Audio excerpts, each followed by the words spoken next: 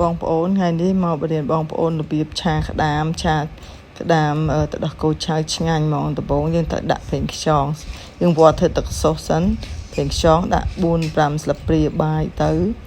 ហើយបន្ទាប់មកទឹកប៉េងប៉ោះយើងវល់ទឹកប៉េងប៉ោះហើយជា3ស្លាបព្រាបាយទៅយើងលាយទឹកសុសនឹងឲ្យហើយដើម្បីឆាយកត្មងហើយទឹកប៉េងប៉ោះ3ស្លាបព្រាទៅហើយបន្ទាប់មកយើងថែមរ៉ូឌីយើងដាក់រ៉ូឌីហើយជា2ស្លាបព្រាទៅហើយដាក់ម្រេចយើងដាក់2ស្លាបព្រាទូចនឹងដែរទៅហើយស្ករដាក់ទៅតាមបងប្អូនចង់ផ្អែមបើខ្ញុំអត់សូវផ្អែមខ្ញុំដាក់តែ2ស្លាបព្រាទេបងប្អូនចង់ផ្អែមដាក់លើសទៅហើយទឹកត្រី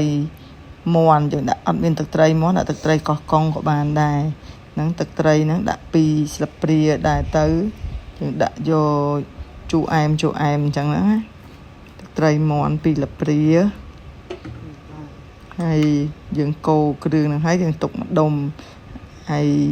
យើងមើលទៅគ្រឿងដែលយើងត្រៀមហ្នឹងអាពងហ្នឹងខ្ញុំធ្វើភាគច្រើនខ្ញុំយកចេញដាក់ផ្សេងពងហើយខ្លាញ់វានឹងទុកឆាតាមក្រោយ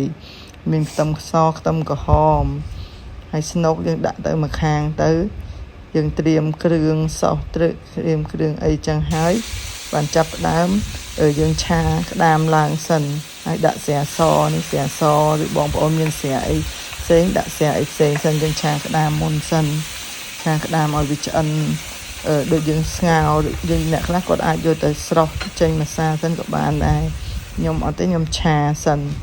ឆាឲ្យគ្របវាបន្តិចហើយបានស្វងវាឡើងបន្ទាប់មកយើងឆាខ្ទឹមក្រហមខ្ទឹមសហ្នឹង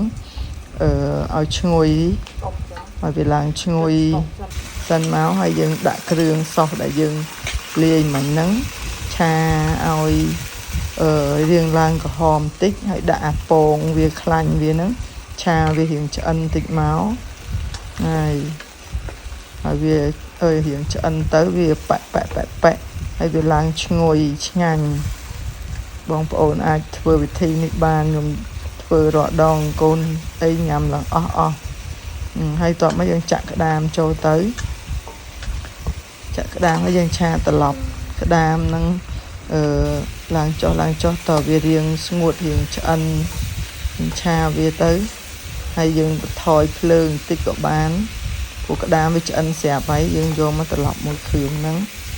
ឆាឲ្យវារៀងស្ងួតទឹកចូលគ្នាគ្រឿងហើយនឹងក្តាមហ្នឹងចូលគ្នាមកសាច់ក្តាមហើយនឹង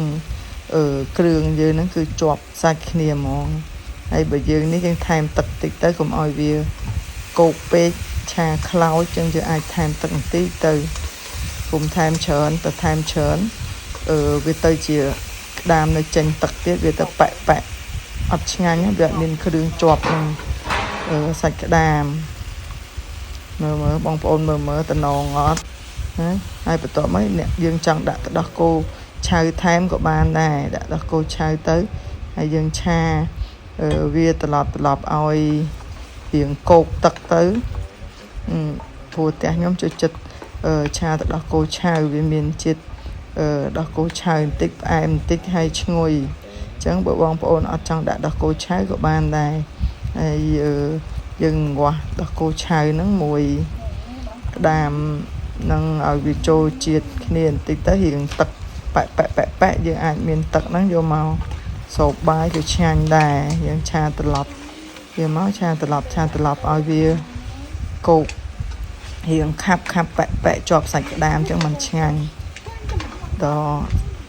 វាយើងខាំមកទាំងសបកវាអីហ្នឹងគឺជាតិសាច់ក្តាមខាងក្នុងក៏ចូលជាតិគ្នាដែរហ្នឹងហើយគ្រាន់តែឆាចឹងហើយឆ្អិនយើងរោយខ្ទឹមពីលើមកជាការស្រេចឃើញអត់បងប្អូនតំណងណាស់ឆ្ងាញ់ញ៉ាំលិតចានត្មងម្ហូបនេះម្ហូបប្រចាំតកូលអ្នកអត់ចេះធ្វើអត់ឆ្ងាញ់ទេក្តាមអត់សាច់ក្តាមហើយទឹកអត់ខាប់អត់ឆ្ងាញ់អញ្ចឹងឯងហើយអត់មានក្លិនឈ្ងុយទៀតអញ្ចឹងបងប្អូនអាចរៀនតាមនេះបានបើចង់ឆាក្តាមឆ្ងាញ់ហើយអាច ឆាតសួរក៏បានដែរខ្ញុំនឹងបង្រៀន